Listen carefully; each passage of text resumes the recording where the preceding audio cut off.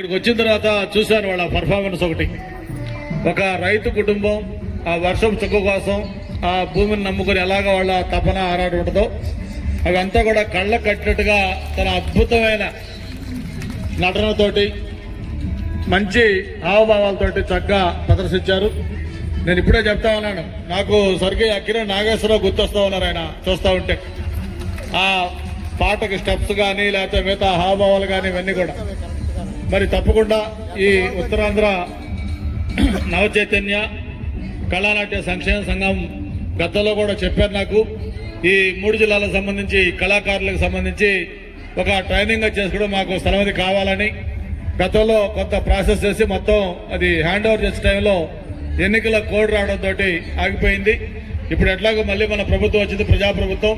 తప్పకుండా వాళ్ళ కోరుకున్నట్టు విధంగా ఆ స్థలం వాళ్ళకి హ్యాండ్ ఓవర్ చేసి ఒక మంచి భవనం కూడా అక్కడ ఏర్పాటు చేసి కళాకారులు ఏదైనా ప్రోగ్రాం చేసుకోవాలన్నా ట్రైనింగ్ ఇచ్చుకోవాలన్నా అది ఉపయోగపడేట్టుగా చేసుకుందామని చెప్పి కూడా ఈ సందర్భంగా తెలియజేసుకుంటూ